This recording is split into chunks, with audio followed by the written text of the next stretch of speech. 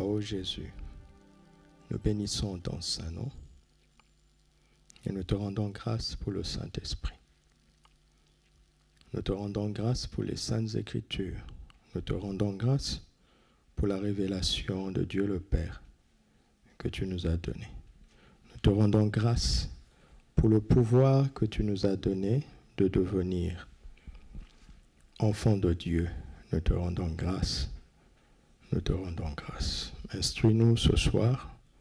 Parle profondément à nos cœurs. Édifie-nous et donne-nous ta sagesse pour pouvoir prier efficacement. Au nom de Jésus, Amen. Alléluia. Gloire à Dieu. Alors, j'allais dire bienvenue dans la présence de Dieu. C'est à vous plutôt de nous souhaiter la bienvenue chez vous. Alléluia. Oh, les habitudes. Nous ne sommes pas dans la présence de Dieu comme par habitude. Mais nous sommes là pour rencontrer le Père, n'est-ce pas? Ouvrons nos cœurs afin qu'il nous parle. Amen. Et ce soir, nous allons être édifiés dans la sagesse, dans le domaine familial. Prier avec sagesse dans le domaine familial. Tel est notre sujet ce soir. Comme annoncé, prier avec sagesse dans le domaine familial. Nous avons prié pour la sagesse, n'est-ce pas?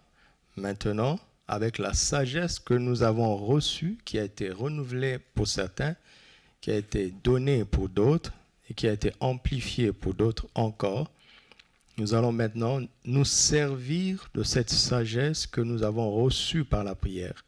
Nous allons nous en servir dans le domaine de la prière pour nos familles. Alléluia. Ceci concerne tout le monde. Que tu sois marié ou pas, ça te concerne. Alléluia. Dis, ceci me concerne. Alléluia. Et dimanche, nous allons parler de prier avec sagesse dans le domaine des finances. Ça, c'est le dimanche. Dans le domaine des finances. Dieu a confié toute l'humanité, toutes les familles de la terre à un couple. Genèse 1, 26 à 28, le premier couple. Genèse 1, 26 à 28.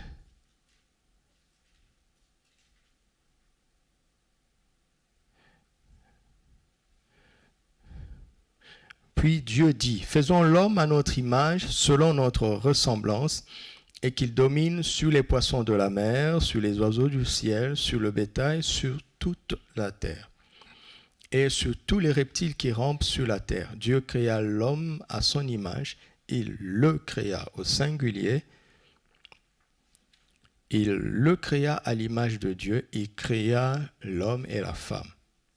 Dieu les bénit et Dieu leur dit, soyez féconds, multipliez, remplissez la terre et assujettissez-la, et dominez sur les poissons de la mer, sur les oiseaux du ciel, et sur tout animal qui se meut sur la terre. Chapitre 12.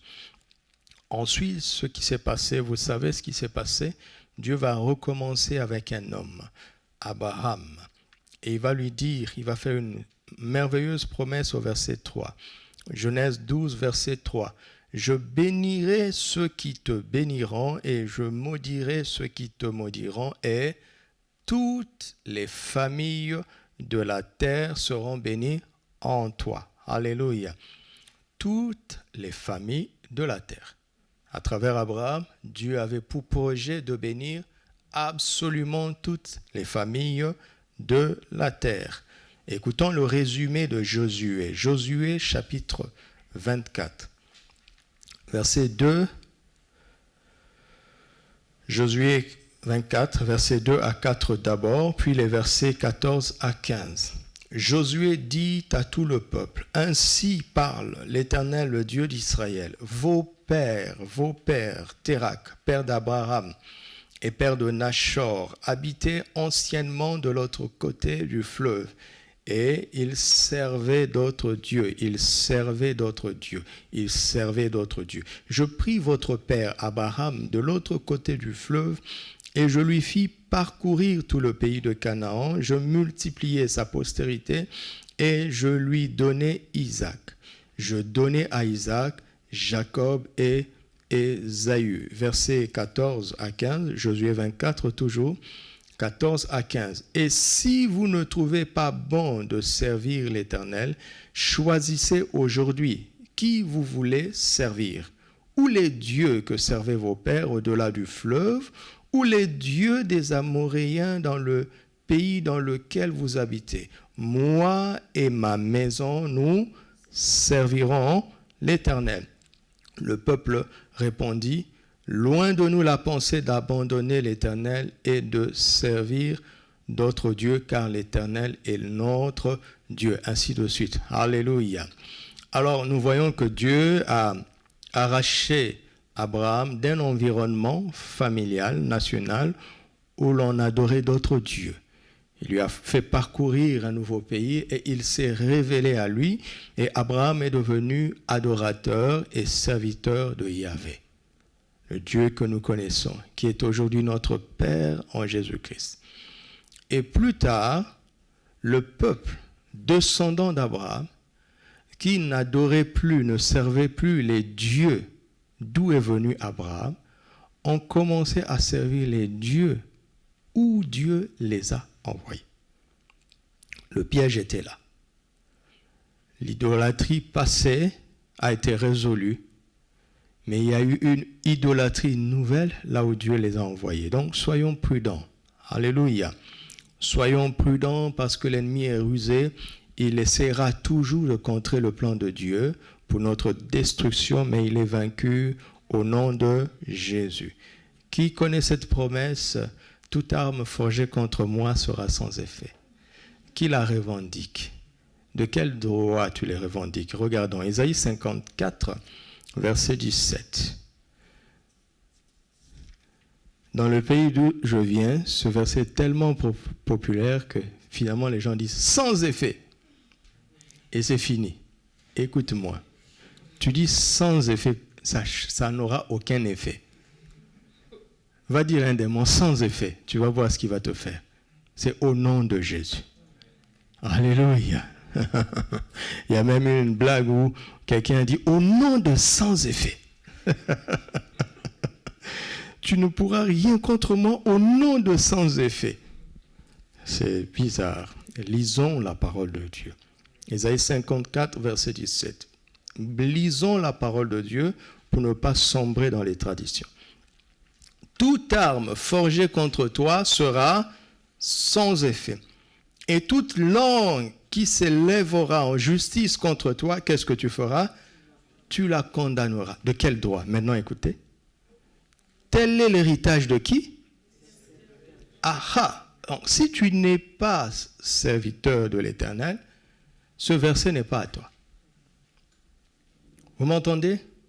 Tel est le salut qui leur viendra de moi, dit l'Éternel. Il y a une grande bénédiction et une grande autorité dans le fait de servir l'Éternel. C'est pourquoi Dieu a mis le salut dans la confession de foi que Jésus est notre Seigneur. Cela implique que nous devenons automatiquement ses serviteurs pour pouvoir jouir, entre autres, de cet héritage. Si tu n'es pas motivé jusque-là à servir l'Éternel, que ce verset te motive au nom de Jésus. Alléluia. Alléluia. Alors, montre le schéma que tu as bien dessiné pour nous. Nous sommes tous, chacun d'entre nous, sans exception, est un produit qui a subi ou bien qui est béni. Nous sommes tous des produits qui avons subi leur histoire familiale terrestre ou qui sommes bénis par notre histoire familiale terrestre. Personne n'échappe à ça. Réfléchis un moment. Tu n'as pas été parachuté sur la terre comme ça, brusquement, soudain, tout à coup. Tu viens de quelque part. Tu as grandi dans un environnement.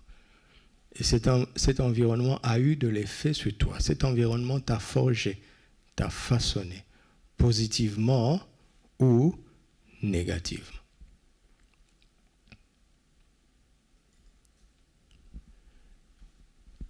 Quel que soit le constat, le diagnostic que tu fais maintenant, que ce soit positif ou négatif, il y a dans la parole de Dieu une sagesse pour affermir les bonnes choses que nous avons reçues ou bien pour renverser, détruire les mauvaises choses que nous avons reçues. Il y a dans la parole de Dieu cette sagesse. Amen. 2 Timothée chapitre 3 verset 15, Paul dit à Timothée que dès son enfance, il a suivi les Écritures qui peuvent rendre sage à salut. Dès ton enfance, tu connais les saintes lettres qui peuvent te rendre sage à salut par la foi en Jésus-Christ.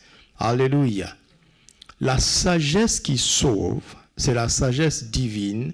Elle est contenue dans les Écritures. Et elle éclate dans nos vies. Elle se révèle à nous quand nous croyons en Jésus-Christ. La sagesse de Dieu se trouve dans sa parole. Et elle se révèle à nous quand nous croyons en Jésus-Christ. Et le plus tôt où l'on croit en Jésus et on s'attache à l'Écriture, le mieux c'est. Alléluia. Béni est cet enfant qui naît dans cet environnement où l'éducation repose sur la parole de Dieu et sur la foi en Jésus-Christ. Où l'éducation ne repose pas sur la sagesse du village, mais sur la sagesse de Dieu à travers sa parole et la foi en Jésus-Christ. Alléluia. Vous savez, en réalité, les enfants ne doivent pas recevoir Jésus à l'église. Est-ce que vous savez ça? Tes enfants ne sont pas appelés à rencontrer Jésus à l'église. Vous ne saviez pas ça? Dans le culte familial, les enfants doivent recevoir Jésus là-bas. Ils n'ont pas besoin d'attendre le SR à venir. Ils n'ont pas besoin d'attendre l'écodime. Toi qui me suis, quand tes enfants naîtront, je parle au jeune homme, à la jeune fille qui n'est pas encore mariée. Et je veux te montrer comment prier dès maintenant pour cet enfant qui n'est pas encore là.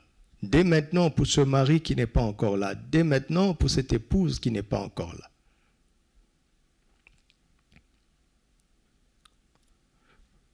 Idéalement, l'enfant reçoit Jésus dans la maison, à la maison. Et à l'église, on édifie sa foi. Parce qu'on passe tout le temps en famille et un peu de temps à l'église. Le lieu d'impact réel et permanent, c'est la famille. Alléluia. Si ça n'a pas été ton histoire, veille à ce que tes enfants n'aient pas cette histoire-là. Amen. Il faut s'arrêter, réfléchir, se préparer, entrevoir l'avenir autrement. Timothée a reçu sa foi en famille. C'est là-bas où il a suivi les Écritures. Pas à la synagogue, pas à l'église plus tard, mais en famille. Paul est venu amplifier ce qu'il avait déjà reçu dès son enfance. Voici qui est très, très, très, très important. Sommes-nous d'accord? Est-ce que nous sommes d'accord? C'est très important. Alors, évidemment, une famille se constitue par la rencontre d'un homme et une femme, n'est-ce pas? Et c'est exactement ce que Dieu a fait. Il a commencé avec un homme et une femme. Regardons, affiche-nous Éphésiens chapitre 3, versets 14 à 15. Éphésiens 3, 14 à 15. Suivez-moi très bien parce que cela nous aidera à prier pour nos familles et à nous préparer. Et après le sujet du domaine financier, le mercredi d'après, après le RDV de nos sœurs, les vertueuses, nous verrons comment prier avec sagesse pour le salut. Que ce soit le salut de notre famille, de notre prochain et des nations. Amen. On ne s'agite pas, on ouvre les Écritures parce qu'on a trop parlé, on a trop crié sans impact. Dieu nous a mis en quarantaine pour qu'on recommence bien. Et il ne faut pas passer à côté de ce moment béni, de cette saison bénie, qui est une saison très, très, très bénie. Alléluia.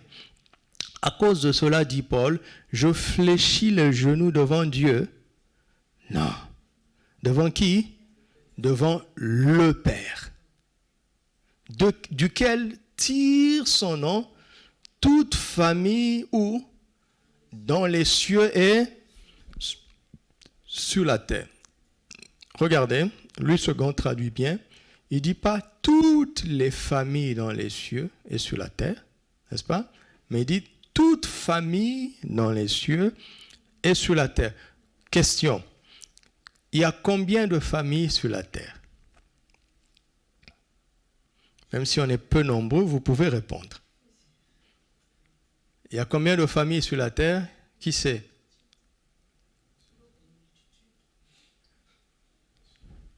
Il y a combien de familles au ciel? Qui sait?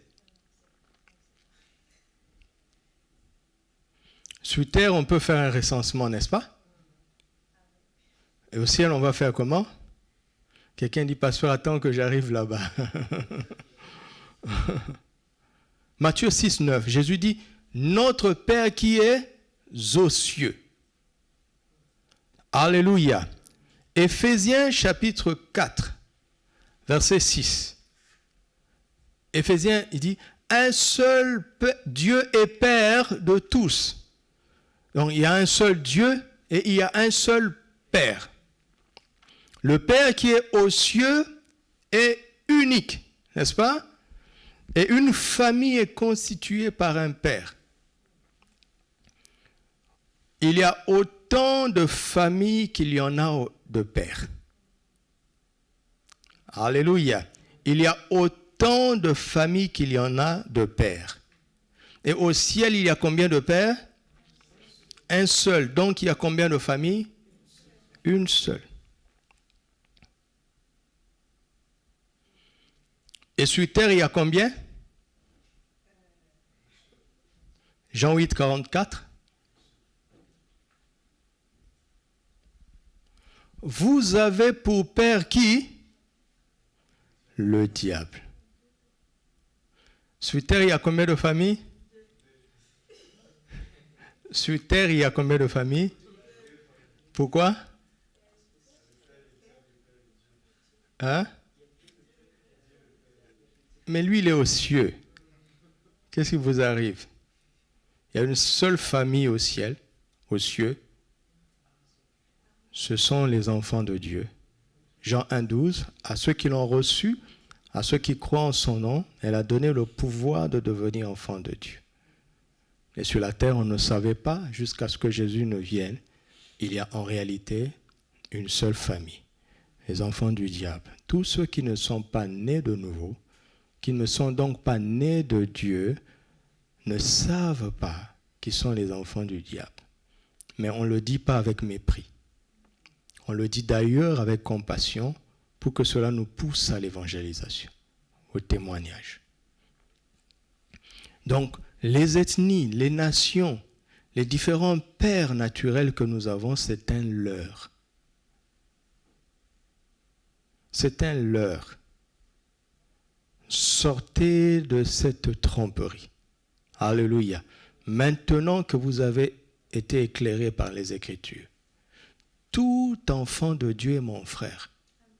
Et nous avons un seul Père. Je dois les aimer comme je vous aime. De la même manière, qu'il soit de notre assemblée ou non, qu'il soit d'une autre domination, quelle que soit sa race d'origine, il est mon frère, elle est ma sœur s'il est né de nouveau. Alléluia. Le jour où l'Église va comprendre ça, va saisir ça, il n'y aura plus de division. Il n'y aura plus de querelle. C'est l'ignorance qui fait ça. Nous avons un seul Père. Nous avons tous été lavés par le même sang. Nous avons reçu un même baptême. Nous avons un seul Seigneur, le Seigneur Jésus. Nous sommes un seul corps, l'Église, le corps de Christ. Nous avons un seul Père, Dieu. Alléluia. Et la Bible montre qu'à la fin de toute chose, Jésus va remettre le royaume à celui qui est Dieu et Père. Pourquoi? Christ est venu comme l'échantillon de la nouvelle création. Soit on est d'Adam, c'est-à-dire la naissance naturelle, et on est assujetti au diable. Soit on est de nouveau en croyant à Jésus et on devient fils et serviteur de Dieu le Père. Dieu devient notre Père. Nos noms sont écrits dans les cieux. Nous sommes enregistrés dans la famille céleste. Alléluia. La famille céleste. Quelle que soit la nationalité naturelle que tu as, sur le plan spirituel, tu es enregistré dans la famille terrestre contrôlée par le diable, appelée le monde. Celui qui n'est pas né de nouveau appartient au monde. Celui qui est né de nouveau appartient au royaume des cieux. Alléluia. Et tout ce qui est né de Dieu triomphe de quoi? Du monde. Parce qu'être un enfant de Dieu, c'est un pouvoir extraordinaire. Le même pouvoir que Jésus-Christ. Amen. Donc, il y a une sagesse familiale du royaume des cieux et il y a une sagesse familiale du monde. Ne prie pas pour la famille avec les traditions du monde. Ne prie pas pour la famille avec la culture du monde. Ne prie pas pour la famille avec la sagesse du monde. Nous allons prier pour nos familles avec quelle sagesse? La sagesse du royaume des cieux. Alléluia. Vous avez saisi ça? Maintenant, regardez comment c'est important. Alors, allons-y dans le livre des Proverbes. Nous allons lire 3 proverbes. Notez, Proverbe 9, 1, Proverbe 14, 1 et Proverbe 18, 22. Proverbe 9, 1, Proverbe 14, 1 et Proverbe 18, 22. Allons-y. Proverbe 9, 1. La sagesse a bâti sa maison. Proverbe 14, 1. La femme sage bâtit sa maison. Et la femme insensée la renverse de ses propres mains. Qui la renverse? La femme insensée. Quand une femme est insensée, la maison va être renversée. Et en Afrique, on va aller chercher les sorciers. On va vouloir accuser le diable. Non, ce sont ses propres mains qui l'ont renversée. Et si elle est sage, même si le diable existe et que les sorciers existent, qu'est-ce qu'elle va faire? Elle va réussir à bâtir sa maison. Pourquoi? Parce que la sagesse a déjà bâti. Mais la femme sage fait quoi? Elle bâtit continuellement sa maison. L'indicatif présent veut dire ça. La femme sage est constamment en train de bâtir sa maison. La sagesse elle-même a déjà bâti sa maison. La sagesse a fini son travail. Jésus a dit, tout est accompli. Ok? Mais la femme sage est constamment en train de bâtir sa maison. Qu'est-ce qui fait que cette femme est constamment en train de bâtir sa maison? Qu'est-ce qui fait qu'elle réussit à bâtir constamment sa maison? Qu'est-ce qui fait? Quel est son secret? Elle a beaucoup d'argent. Elle a de grands diplômes. Hein? Elle est sage. Autrement dit, peu importe les circonstances, les temps, les contraintes, l'adversité, l'abondance ou le manque, elle a un trésor appelé la sagesse qui lui permet de constamment bâtir sa maison indépendamment des circonstances. Vous avez saisi ça? Retenez. On a parlé de la femme sage. Proverbe 18, verset 22. Parlons de l'homme maintenant. Celui qui trouve une femme, trouve quoi? Le bonheur, et c'est une grâce qu'il obtient de l'Éternel. D'après vous, c'est quel genre de femme que cet homme trouverait pour être heureux? Parce que si cette femme renverse la maison de ses propres mains, cet homme ne peut pas être heureux. C'est implicitement ici une femme sage. Donc je peux aisément dire que celui qui trouve une femme sage trouve le bonheur. Je peux le dire avec assurance parce que j'ai voyagé du chapitre 1 au chapitre 18.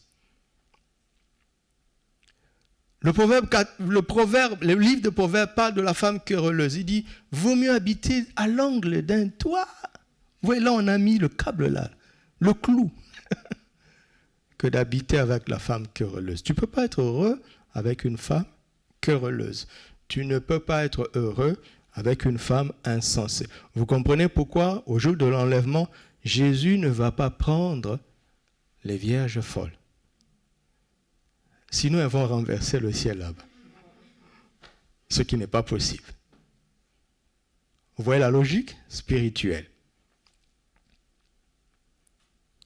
Donc, la femme sage, allons-y, donc, bâtit sa maison, et celui qui la trouve le bonheur, parce que lui, son travail, c'est de la trouver, et la femme qu'elle a trouvée, son travail, c'est de bâtir.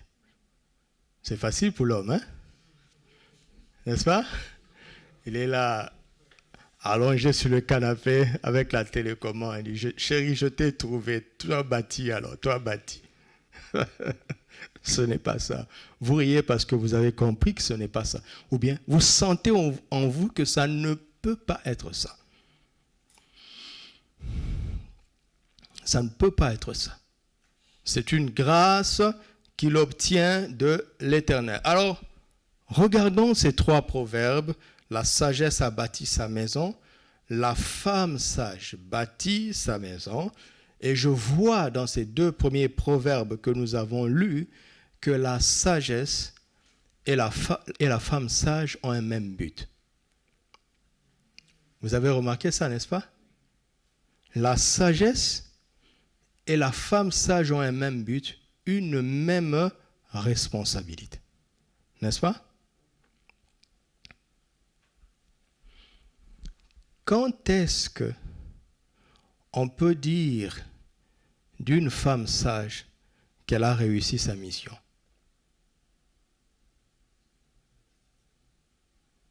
Je vais poser une question inférieure. Quand est-ce qu'on peut dire d'une femme qu'elle est sage?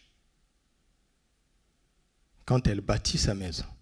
Chaque jour, quand tu vas chez elle, la maison est dans un meilleur état. Alléluia.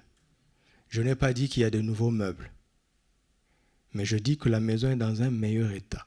Elle réfléchit constamment dans la manière d'améliorer, n'est-ce pas, la vie et la tenue de sa maison.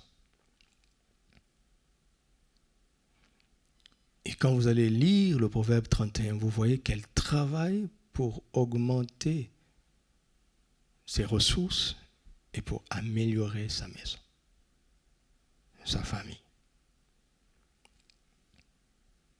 Alors, quand est-ce qu'on peut dire, d'après ces passages, que la femme sage a réussi sa mission? Quand elle aura bâti sa maison, n'est-ce pas? Ou bien quand elle aura fini de bâtir sa maison. Vous me suivez très bien, n'est-ce pas? Alors, si une femme sage a bâti sa maison, c'est que cette femme n'est plus une femme sage, mais elle est la sagesse même. Parce que la sagesse a bâti sa maison. Et si la femme sage a bâti sa maison, c'est que la femme sage a fini de devenir sage. Elle est devenue l'incarnation même de la sagesse. Et une sœur est en train de me dire, c'est tout simplement impossible. Ma sœur, tu as oublié la conclusion du message du dimanche. 1 Corinthiens 1,30, affiche. 1 Corinthiens 1,30. Or, c'est par lui que vous êtes, en Jésus-Christ, lequel, de la part de Dieu, a été fait pour nous sagesse. Jésus ne nous a pas seulement rendus sages, bien sûr qu'il nous a rendus sages, mais Jésus est devenu la sagesse même de Dieu à notre place. Et ceci concerne seulement les sœurs nées de nouveau. Bien sûr que non, ça concerne aussi les frères. Autrement dit, l'aspiration du proverbe 9.1 et 14.1 ne pouvait être possible qu'en Christ. Tu ne trouveras jamais dans l'Ancien Testament une femme sage qui est devenue la sagesse. Tu m'entends? Il y a beaucoup de femmes sages dans l'Ancien Testament, mais il n'y en a aucune qui est la sagesse.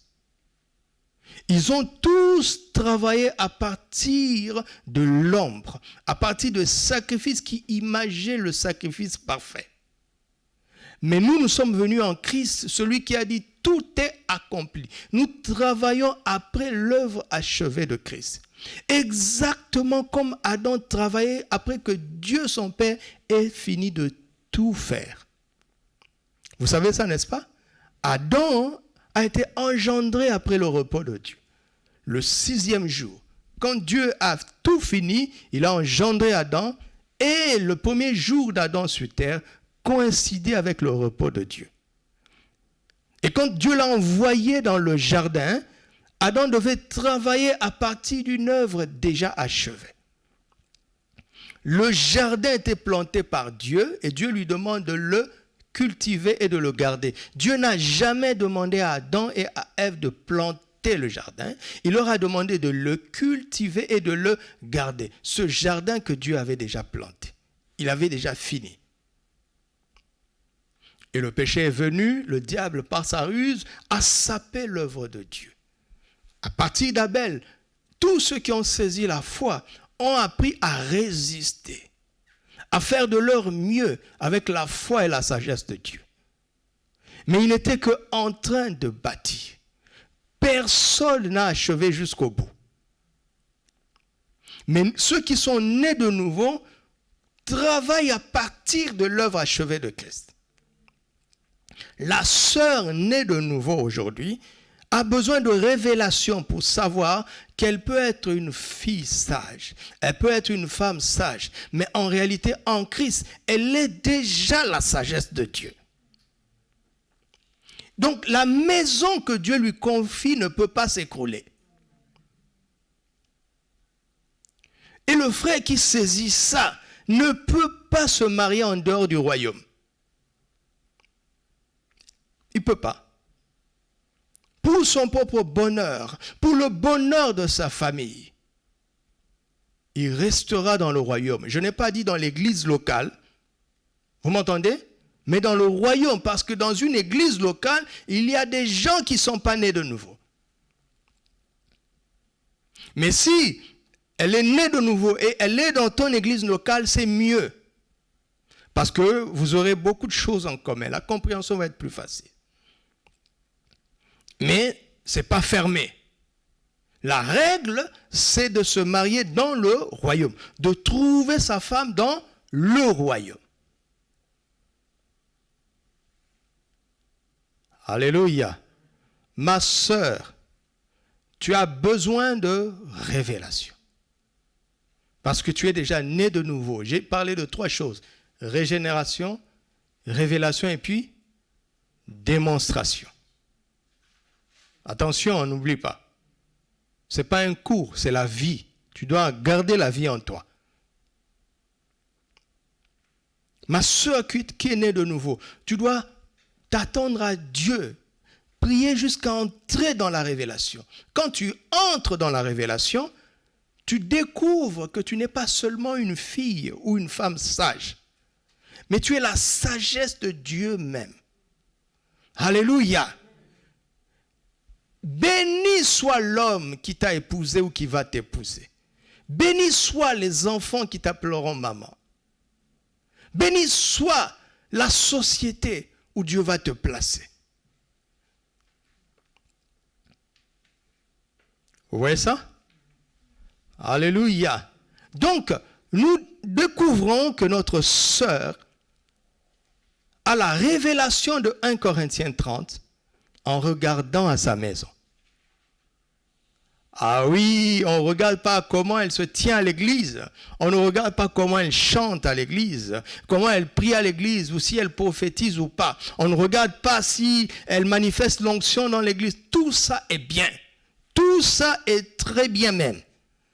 Très, très, très, très bien. Mais on regarde à comment elle tient sa maison. On regarde comment elle tient sa chambre quand elle est célibataire. C'est là où on voit si elle est sage ou pas, ou si elle est devenue la sagesse. Si elle a la révélation de ce que Christ est pour elle, de la part de Dieu. Et une telle sœur qui est entrée dans la révélation de 1 Corinthiens 30, son mari peut avoir peu d'argent, mais le repas qui sera sur la table va être formidable. Les enfants vont être beaux, joyeux, propres, bien habillés, même avec peu de moyens. Parce qu'elle a la sagesse pour créer. Alléluia. Et une sœur qui reste sage, je vous promets que sa maison finira par être remplie de tous les biens précieux et agréables. Par quoi? Pas par l'argent. On va parler de l'argent le dimanche. Parce que quand je parle comme ça, certains ont l'impression que je banalise l'argent. Non, je ne banalise pas l'argent. L'argent, c'est comme du franc CFA. D'accord? Et la sagesse, c'est comme des lingots d'or. Il n'y a pas de comparaison. C'est une monnaie suprême. Alléluia. Alléluia. Tu préfères être milliardaire en CFA ou bien milliardaire en sagesse? Tu choisis quoi? La sagesse est une chose étrange. C'est qu'elle te donne des solutions, quelles que soient les circonstances. Et une femme sage bâtit sa maison. Et par la sagesse, venez dans quelques années, vous allez voir que sa maison va être pleine. Pas de mauvaises choses, hein? De tous les biens précieux et agréables. Confère Proverbe 24, versets 3 à 4. Alléluia. Alors ma soeur, tu as compris comment tu dois prier? Ce Seigneur, rends-moi sage. Deuxièmement, donne-moi la révélation de ce que Christ est devenu la sagesse de ma part, de ta part à ma place. Alléluia. Et après tu dis, Seigneur, aide-moi à démontrer ça. Mon frère, tu vas prier pour quoi? Pour ta femme. Prie avec la parole. Mon frère, toi qui veux choisir une épouse, quel est ton critère? Les yeux bleus?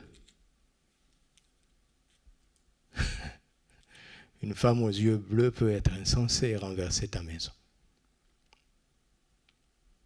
Alléluia. Alléluia. Répondez-moi un peu les frères. Est-ce qu'une femme sage peut être moche?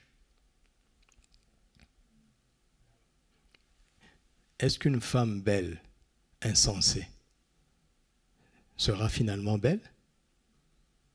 Ah, pas du tout, hein. Tu ne regarderas plus à son visage. Parce que quand elle parle, tu as envie de t'enterrer.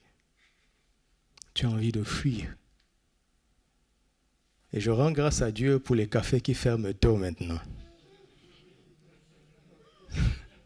Ils sont obligés de rentrer à la maison.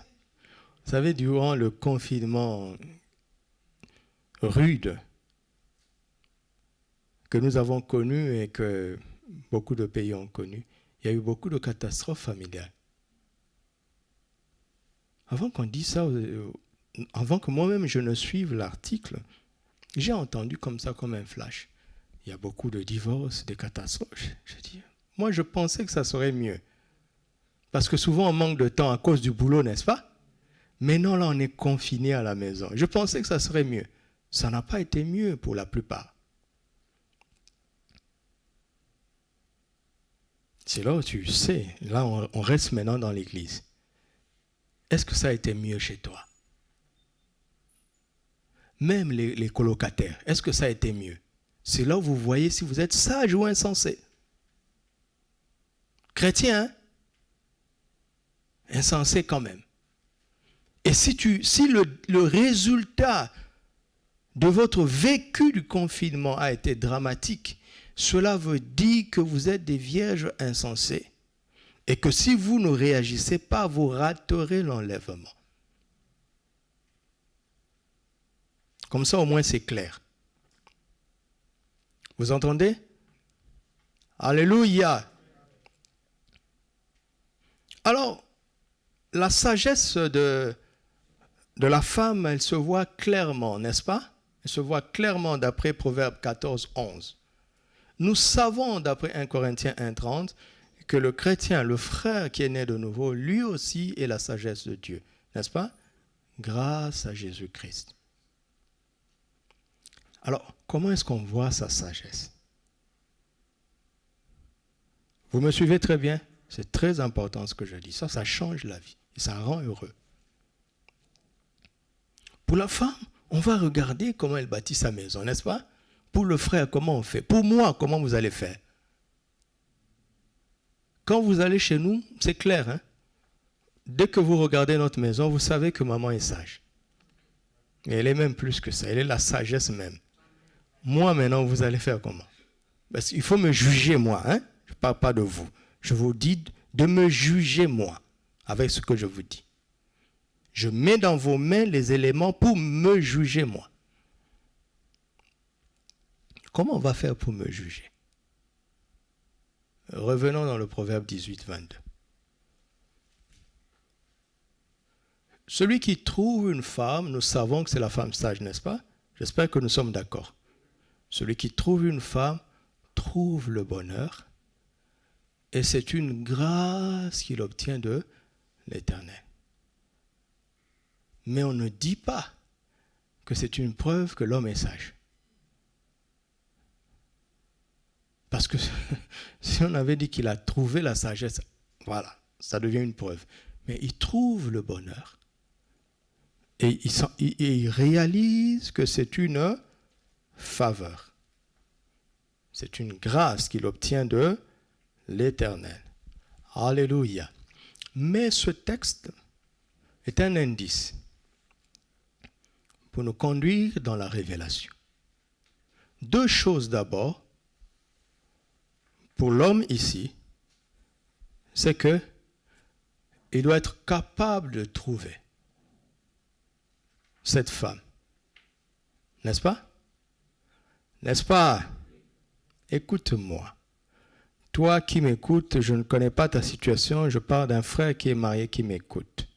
Ça ne se passe pas bien avec ta femme, mais c'est toi qui l'avais choisi. Tu m'entends? Je te parle directement. Oh pasteur, je n'en peux plus. Mais mon frère, c'est toi qui l'as choisi. On ne te l'avait pas imposé. Comment as-tu fait pour ne pas savoir qu'elle serait comme ça? Donc cette femme est le reflet de ton immaturité. Elle est le reflet de ton erreur. Si elle est insensée, elle est le miroir, n'est-ce pas? Elle est ton vis-à-vis. Vous savez qu'une femme est le vis-à-vis de son mari. Si une femme mariée est insensée, je vous dis doucement, c'est la preuve que son mari est insensé. Parce qu'elle est le reflet de ce que l'homme est réellement, mais que nous ne voyons pas, à cause des grands français, de la veste et de la cravate. Mais si vous voyez un mari et qu'il se révèle après un certain temps que son choix était magnifique, cette femme est le reflet de la sagesse de l'homme. Qui a su trouver cette femme? Alléluia. Les psychologues disent que les choses s'attirent. C'est-à-dire que si tu as des vices secrets, tu seras attiré par une femme vicieuse. Si tu as des vertus cachées, tu seras attiré par une femme vertueuse. Je m'inscris en faux. Ce n'est pas vrai. Et il y a des pasteurs qui prêchent ça, la loi de l'attraction. Je vous défie, montrez-moi la loi de l'attraction dans la Bible. C'est de la psychologie, ce n'est pas de l'évangile. D'ailleurs, dans la science, on dit que les opposés s'attirent. Et les choses de même nature se repoussent.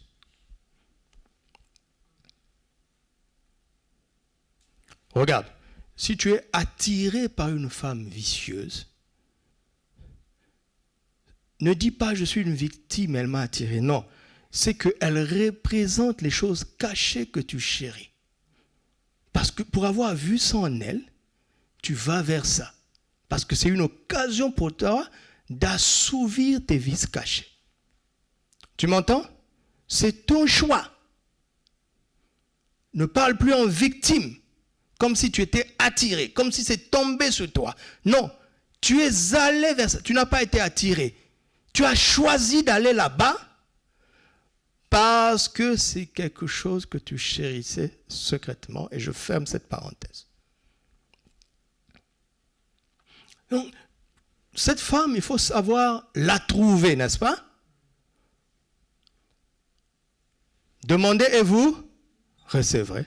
Nous sommes toujours dans la prière. Hein? Cherchez et vous trouverez. Autrement dit, il faut savoir la chercher. Parce que si tu ne cherches pas, tu ne trouveras pas. Alors dans le domaine de la prière, si tu cherches une femme sage, tu dois savoir comment on cherche une femme sage dans le domaine de la prière. Pour pouvoir la trouver. Parce que Christ nous a déjà promis que dans la prière, quand on cherche, on trouve. Maintenant, selon le sujet, tu dois savoir par les Écritures comment la chercher.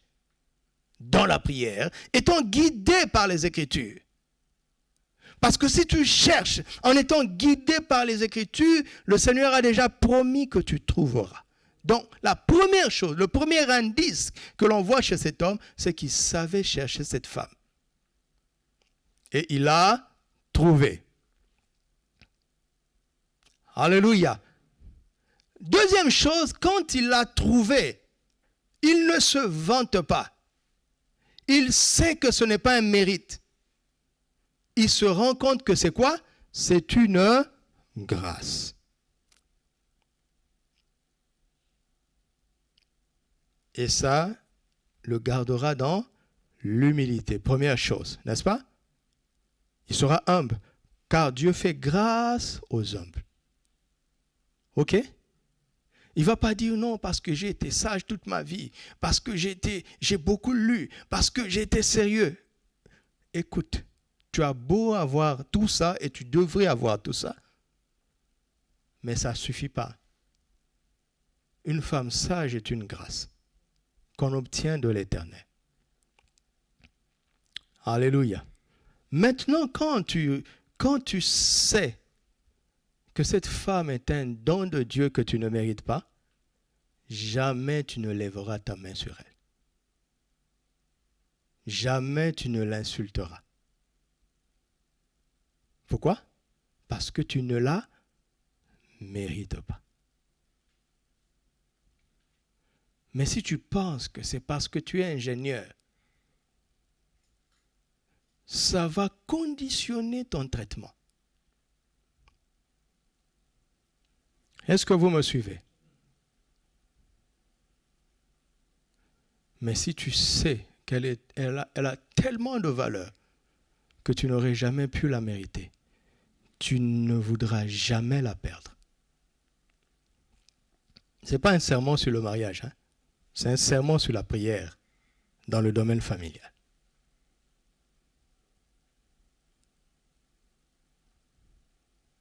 Vous savez comment on valorise les choses qu'on a reçues, dont on sait qu'on ne les mérite pas, n'est-ce pas?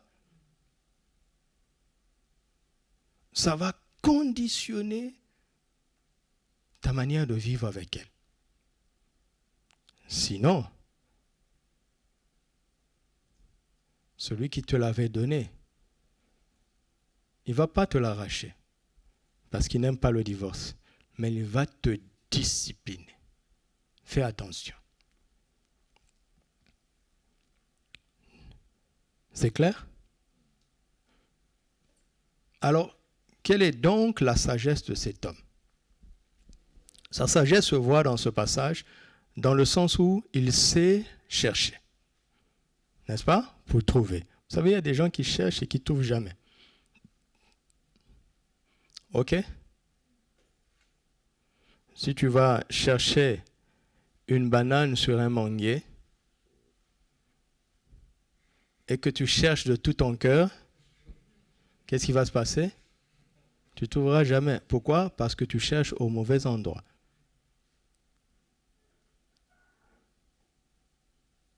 Donc cet homme savait où la trouver. Où trouver ce genre de femme. Et une fois qu'il est arrivé là-bas, c'est le royaume. Et comment on fait pour la trouver?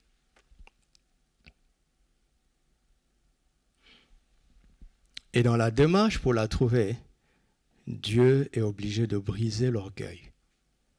De briser l'orgueil. De briser l'orgueil. Parce que si tu penses, tant que tu penseras que tu es trop grand pour qu'aucune sœur ne te dise non, Dieu s'arrangera pour qu'on te dise non. Pour que tu descendes un peu de ton piédestal.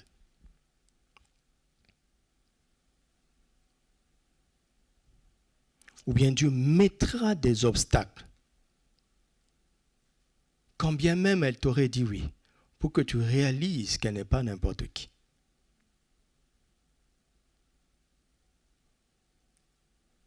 Alléluia. Alors, Matthieu, la parole de Dieu est vraiment absolument merveilleuse. Matthieu 13, verset 44. J'ai commencé en vous montrant que c'est dans le royaume, n'est-ce pas? Maintenant, regardons la sagesse du royaume. La sagesse du royaume. Matthieu 13, 44 à 46. Le royaume des cieux est encore semblable. On parle du royaume des cieux, n'est-ce pas? Donc, il y a une sagesse, il y a des réalités dans le royaume que nous allons saisir pour tirer des applications sur le domaine familial et sur le domaine du mariage.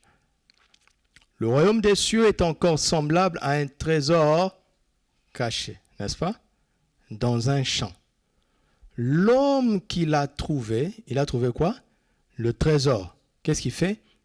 Il le cache. Le trésor était déjà caché, n'est-ce pas? Lui, il fait quoi? Il le recache. Parce qu'il l'a trouvé, hein? Mais il le recache. Et dans sa joie, il va faire quoi? Vendre tout ce qu'il a et il achète le trésor. Non, il n'achète pas le trésor. Il achète quoi? Le champ. Le royaume des cieux est encore semblable à un marchand qui cherche quoi? De belles perles. Il cherchait quoi? De belles perles. Il a trouvé quoi? Une belle perle? Non, une perle de grand prix, c'est-à-dire une perle qui vaut mieux que les perles qu'il cherchait. Alléluia. Il cherchait quoi? Plusieurs belles perles. Et il a trouvé quoi?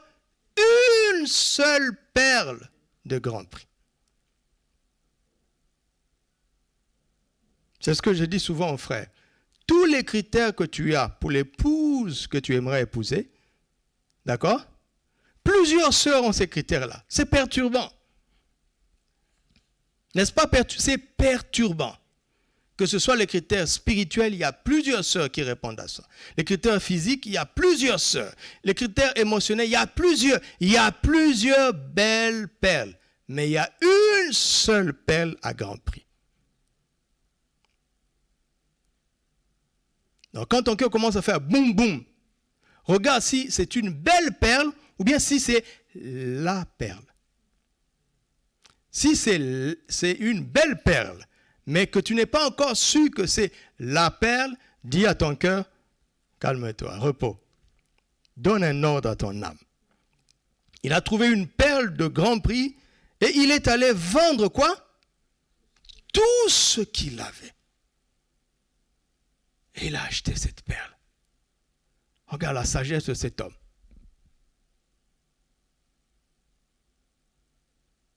Tout ce qu'il avait, il échange ça au champ où se trouvait la femme. Enfin, le trésor caché. N'est-ce pas? Tout ce qu'il avait, il échange ça pour la perle. C'est-à-dire, cette femme-là, elle doit représenter à tes yeux mieux que tout ce que tu as. Alléluia. Et tu dois te disposer à la prendre, pas seulement elle, mais le champ d'où elle vient. Tu dois adopter sa famille, adopter ses parents, adopter ses amis, adopter ses habitudes. On va voir dans la suite comment parfois ça crée des difficultés. Vous avez vu ça? C'est étonnant parce que en arrière, des siècles en arrière, dans le Proverbe 4-7, Dieu avait dit ceci. Voici le commencement de la sagesse, acquiert la sagesse, et avec tout ce que tu possèdes, acquiert l'intelligence. Et qu'est-ce que tu dois faire? Exalte-la, et elle t'élèvera. Elle fera ta gloire si tu l'embrasses. Elle mettra sur ta tête une couronne de grâce, et elle t'honorera. Donc ce trésor caché, cette perle de grand prix, produit dans cet homme la même réaction que si jamais il avait trouvé la sagesse. Vous avez vu, non? Le temps passe vite, donc je ne peux plus vraiment développer.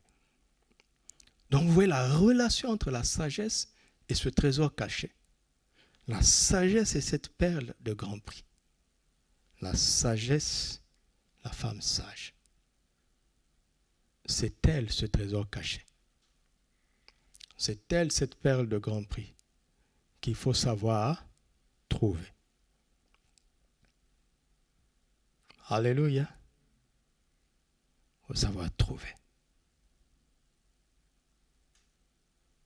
Nous sommes dans Matthieu 13, n'est-ce pas?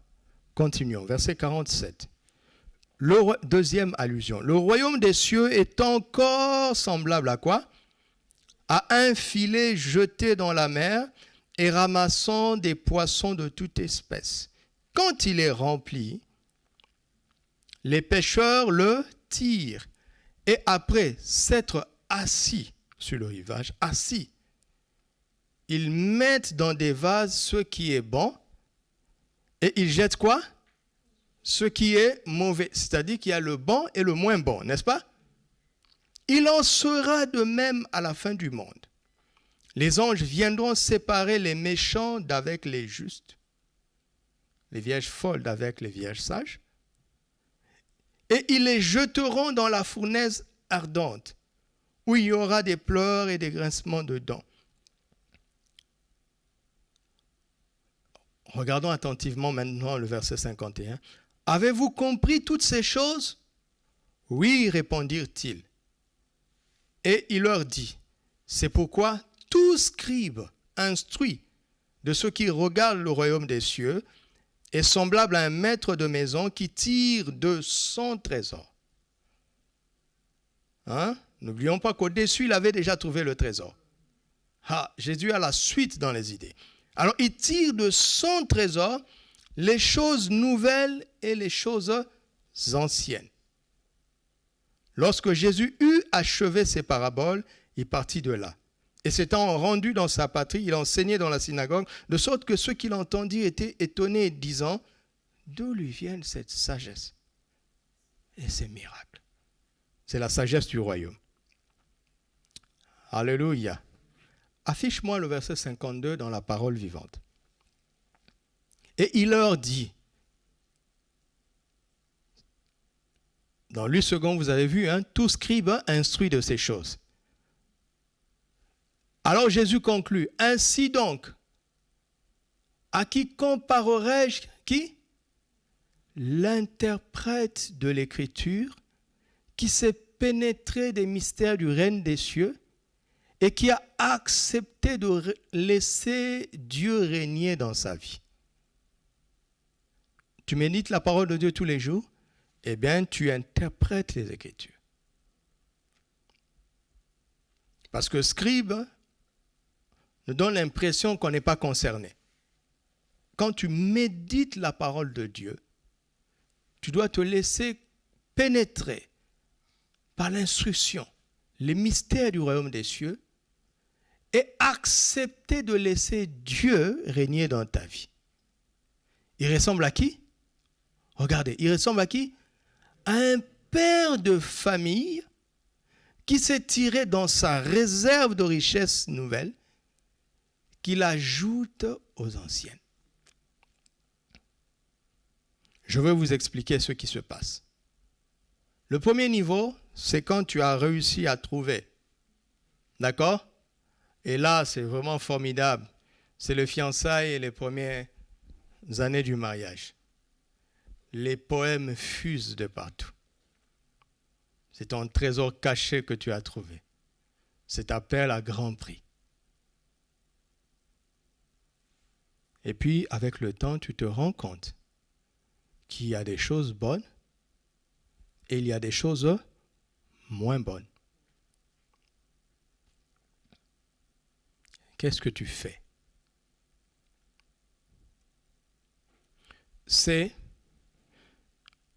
ta connaissance de la parole de Dieu qui te donnera la sagesse.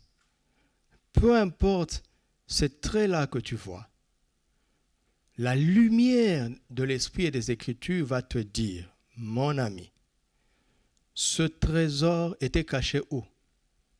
Dans un champ, n'est-ce pas? Quand tu l'as retiré du sol, il y a de la saleté du champ sur le trésor. Ça ne dévalorise pas le trésor. Quand tu as retiré la perle de grand prix, il y a de la boue dessus. Ça ne dévalorise pas la perle. Qu'est-ce que tu dois faire? C'est à toi de la nettoyer. Alors pour la nettoyer, il faut t'asseoir. Vous comprenez? On ne s'agite pas. Tu t'assois pour réfléchir. Qu'est-ce qui est bon, qu'est-ce qui est mauvais? Est-ce que c'est vraiment bon? Est-ce que ce que je pense être bon est bon pour Dieu? Est-ce que ce que je pense être mauvais est mauvais pour Dieu? Si ta femme voit que tu vas dans le mur pour te protéger, elle va vouloir te résister. Et toi, tu vas lui dire, femme, sois soumise. Par amour pour toi, elle ne voudra pas te laisser aller dans le mur. Est-ce qu'elle a tort de te résister?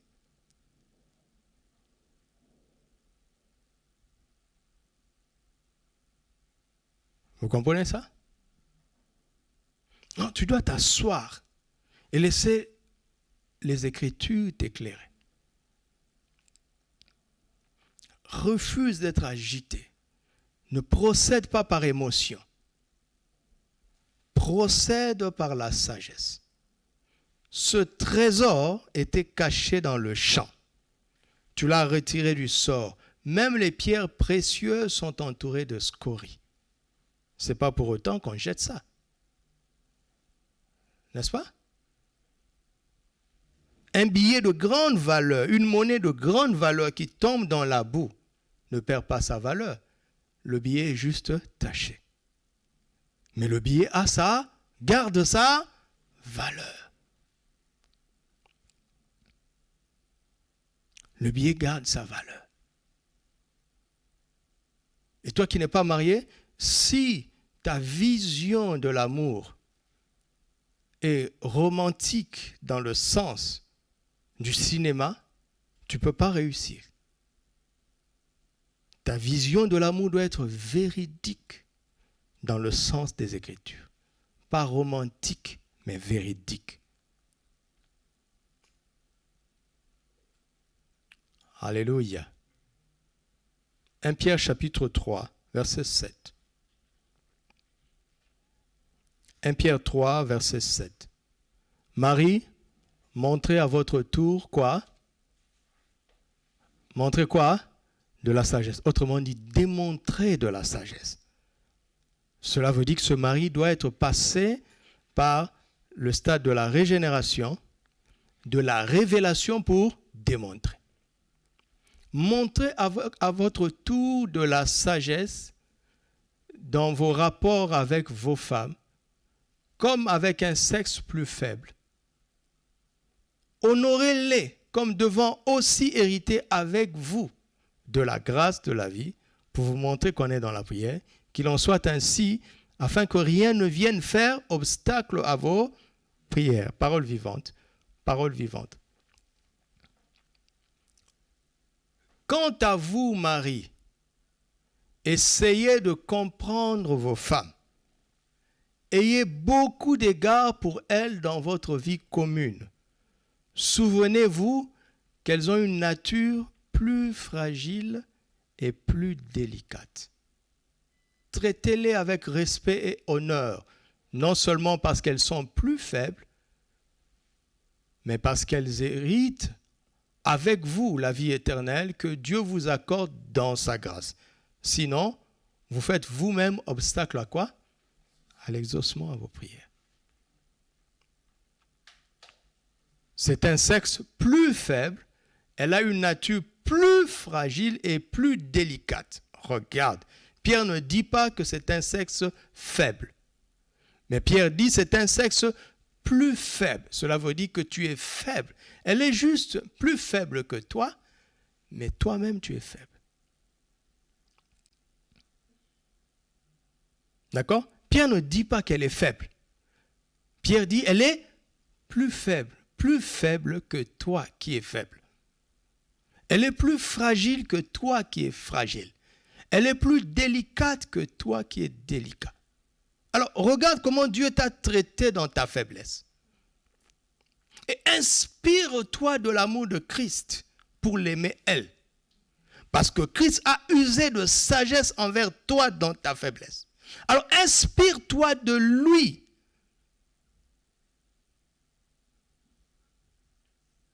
Il faut bien la traiter. Et si vous faites ça, votre vie de prière sera victorieuse. Et quand vous allez tenir le culte familial, les enfants vont voir la démonstration des exaucements à vos prières. Et ça devient une famille bénie. Les enfants vont aimer la prière parce que la prière leur procure la joie. Jusque-là, vous n'avez encore rien demandé dans mon nom. Demandez et vous recevrez afin que votre joie soit parfaite. Je vous promets qu'une famille où les enfants voient que quand ils s'accordent avec les parents pour demander une chose quelconque et que cette chose leur sera accordée, les enfants vont dire aux parents, prions. Papa, quand est-ce qu'on va prier ce soir? Parce que je veux demander à Dieu mon vélo. Papa, quand est-ce qu'on va prier ce soir? Parce que je veux demander à Dieu ceci. Et si le couple arrive à renverser ces obstacles à leur prière, ce couple va transmettre à leurs enfants la foi et l'amour de la prière. Mais pour que ce couple arrive à renverser ces obstacles, la responsabilité incombe au mari de faire preuve de sagesse envers sa femme. Quand il commence à voir les choses moins bonnes, c'est là où il doit opérer dans la sagesse. Pour tirer dans ces choses, des choses nouvelles. Dans cette circonstance apparemment difficile, la sagesse va montrer à l'homme que c'est une occasion d'extraire de richesses nouvelles. Parce que jusque-là, vous vous réjouissiez de richesses anciennes. Quand Dieu veut faire passer quelqu'un à une étape supérieure, il permet toujours les crises. Vous m'entendez? Alléluia. Et si nous recevons les leçons de la sagesse, dans ce temps de crise, je vous promets que l'Église va entrer dans une autre dimension.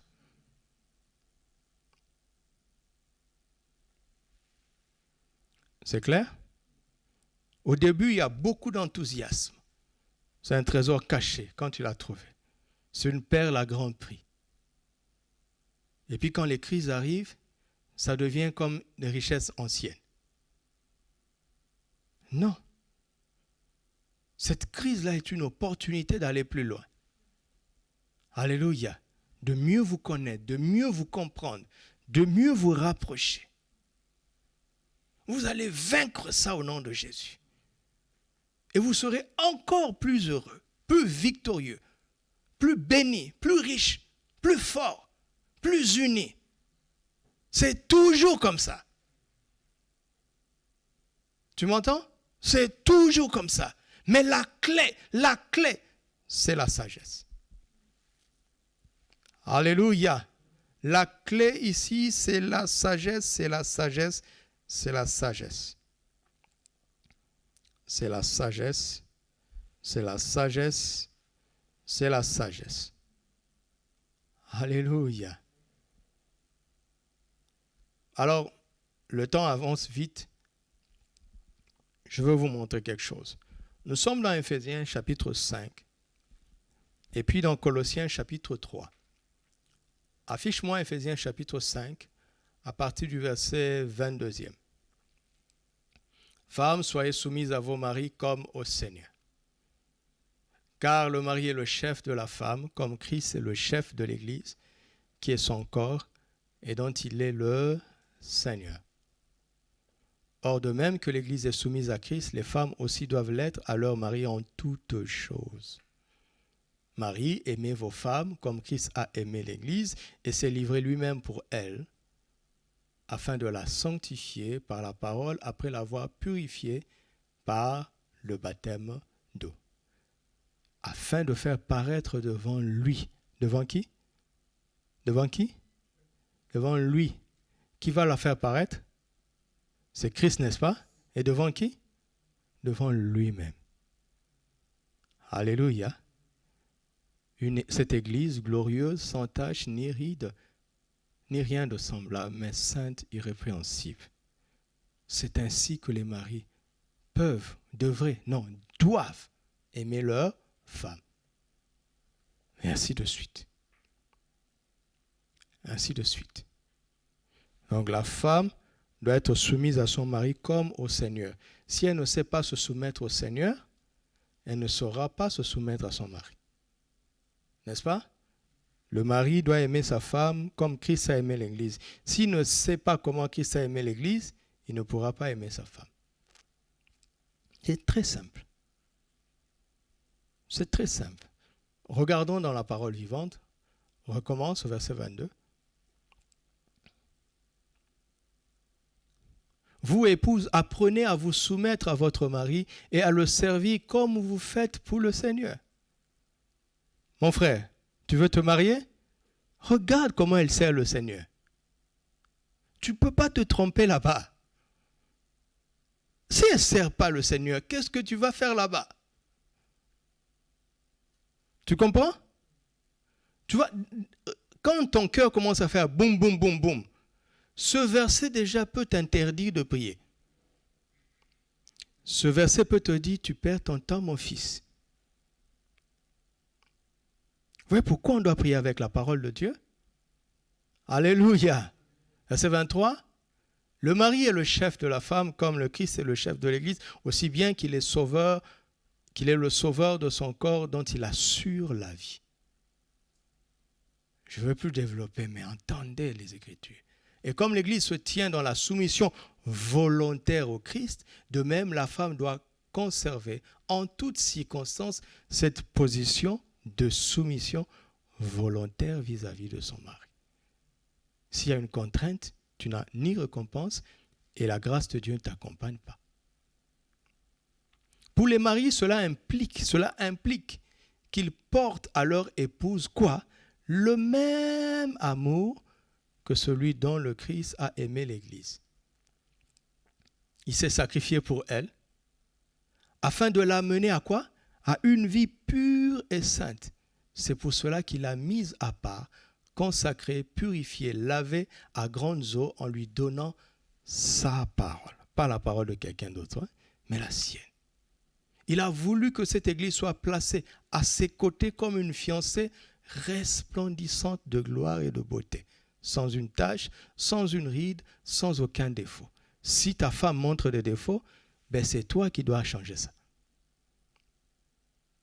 C'est toi qui dois lui donner des paroles de sagesse pour qu'elle progresse. Tu m'entends, frère? Ce n'est pas votre pasteur. C'est toi. Et ce n'est pas son père. Je vais t'en renvoyer chez ton père, insensé. Ça, c'est dans le monde. Dans le royaume, on ne fait pas ça.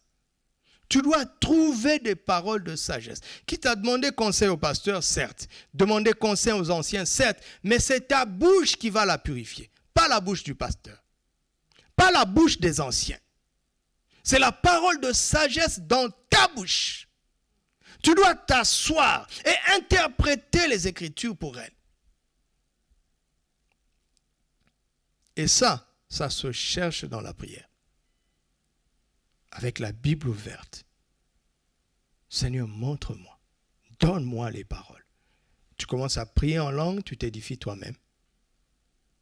Et puis tu reçois la prophétie pour l'édifier, l'exhorter et la consoler. Tu dois être le prophète de ta femme. Alléluia. Adam était le prophète d'Ève. Voici cette fois-ci celle qui est l'os de mes os, la chair de ma chair. Il dit ça en Genèse 2. Mais Jésus dit en Matthieu 19, c'est l'Éternel qui a parlé dans la bouche d'Adam. C'était une parole prophétique, une parole de sagesse. C'est la sagesse divine comme ça qui sortait de sa bouche. La fille va découvrir le plan de Dieu pour elle dans ta bouche, ce que son père ne lui avait pas dit. Et tu dois le chercher dans les Écritures, t'asseoir, trouver ça dans les Écritures. Amen. Et ça, ce n'est pas possible si on n'est pas rempli de l'Esprit. On est dans Ephésiens 5, ça commence au verset 18.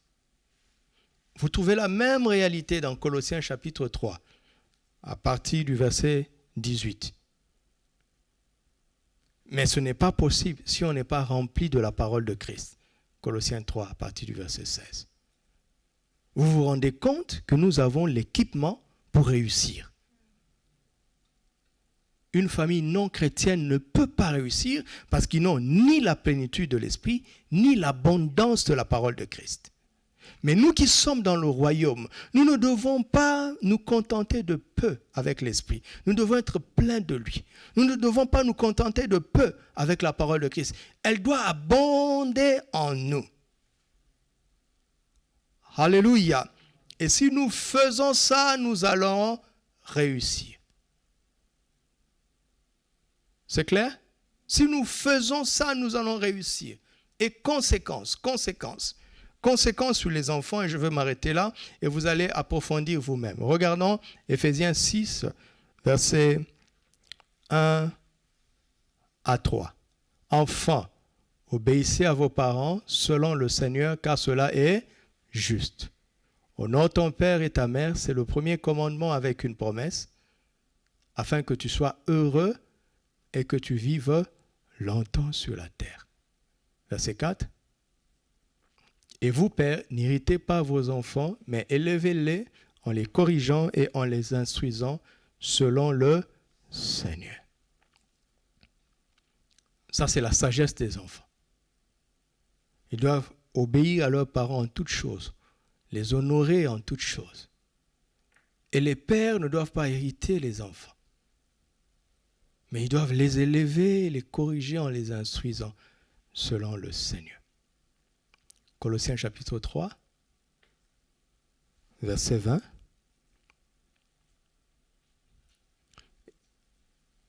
Enfants, obéissez en toutes choses à vos parents, car cela est agréable dans le Seigneur. Pères, n'irritez pas vos enfants de peur qu'ils ne se découragent. De la même manière qu'il y a des responsabilités partagées entre l'homme et la femme, il y a des responsabilités partagées entre les parents et les enfants. Je suis dans la position d'enfant, je veux obéir en toutes choses. Si mes parents ne font pas ce qu'ils doivent faire, je vais parfois être irrité, parfois être découragé. Mais c'est là où je compte sur le Seigneur pour ne pas pécher. Et le père qui irrite, qui décourage ses enfants, rendra des comptes au Seigneur. Mais l'enfant qui, malgré cela, continue d'honorer, sera béni. Il jouira d'une longue vie. Et il sera heureux. Maintenant, l'enfant qui ne fait pas ça, sous prétexte que les parents ont tort, il aura de problèmes. Si c'est ton cas, répands-toi. Parce que la grâce est encore disponible.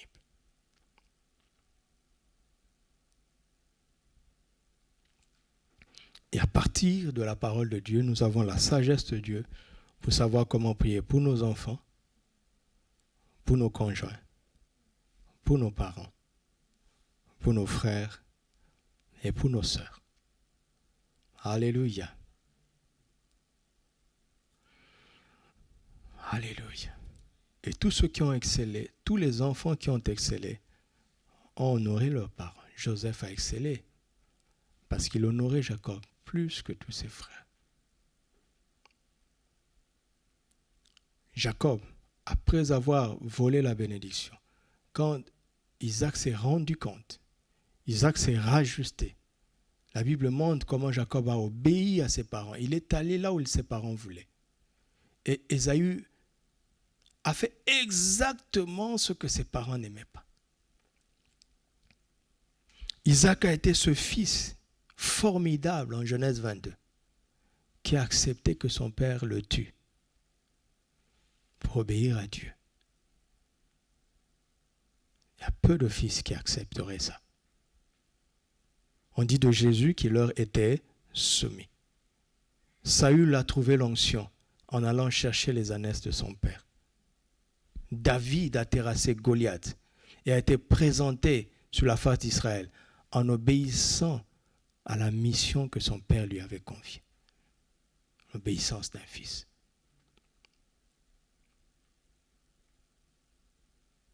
L'obéissance, l'obéissance, l'obéissance. L'obéissance. Alléluia. Tu es dans une position de fils, prends la parole de Dieu. Qu'est-ce que la Bible dit à ton sujet? Médite et accepte-le. S'il y a une faille, réponds-toi. Alléluia. Et s'il te semble difficile parce que ton père t'irrite ou bien il te décourage, tu sais comment prier. Seigneur, aide-moi. Aide-moi. Et tu pries pour le salut de ton père, afin qu'il apprenne à t'instruire selon le Seigneur. Dans le mariage, j'ai beaucoup parlé déjà. Vous savez comment faire. Vous qui êtes dans le mariage, vous savez comment faire avec la parole de Dieu. Vous qui n'êtes pas encore marié, vous savez comment prier pour trouver, pour que le Seigneur vous guide. Vous savez comment faire. Alléluia. Nous savons comment faire parce que la finalité de tout cela, c'est le ciel ou l'enfer. Si nous sommes sages, le jour de l'enlèvement, il nous prendra. Si nous sommes insensés, le jour de l'enlèvement, ce sera dommage. Ça dépasse comme nous l'avons vu le dimanche là. Cette femme qui a insisté, Jésus conclut en disant, quand le Fils de l'homme viendra, trouvera-t-il la foi? Ça dépasse les enjeux terrestres. La vie familiale doit nous faciliter la tâche et nous préparer au retour de Jésus. Et la famille que tu vas fonder doit être ce cadre-là idéal qui facilite la tâche. Si tu es un mari que ça doit faciliter la tâche, le salut de ta femme. Ça doit faciliter le salut de tes enfants. Si tu es une épouse, ça doit faciliter le salut de ton mari, le salut de tes enfants. Si tu es un fils, ton attitude doit faciliter le salut de tes parents. Et ainsi de suite. Si chaque famille saisit ça, l'Église sera forte et les nations vont être secouées. Alléluia. Alléluia. Voici des paroles de sagesse pour prier pour nos familles. Que la grâce de Dieu soit avec nous et que le Saint-Esprit continue de nous éclairer dans le domaine de prière en matière de nos familles. Alléluia. Alléluia. Père, au nom de Jésus, je te confie toute personne qui a partagé ce message avec nous. Je prie que le ministère de l'Esprit continue d'agir en chacun et que ta parole continue de travailler et que le standard du royaume, les valeurs du royaume deviennent nos standards familiaux en tout point de vue au nom de Jésus. Seigneur, que les familles qui ont déjà été constituées, Seigneur, s'ajustent, se réajustent par rapport à ta parole. Et que les familles qui n'ont pas encore été constituées, que cette sœur, que ce frère comprennent la valeur de ta parole, la place de ta sagesse dans les choix et dans les désirs qu'ils ont pour l'avenir, pour le mariage et pour les familles qui veulent constituer. Je prie que cette grâce vienne sur ton peuple et que la révélation de cette sagesse soit donnée à chacun. Que les sœurs deviennent des femmes sages et qu'elles deviennent la manifestation de ta sagesse et qu'elles le démontrent. Que les frères soient des hommes sages et qui deviennent la manifestation de la sagesse et qu'ils le démontrent. Au nom de Jésus. Que les enfants soient des fils, des filles sages qui font la joie de leur père et qui font l'honneur de leur mère, qui font la joie de toi, Dieu notre Père, au nom de Jésus.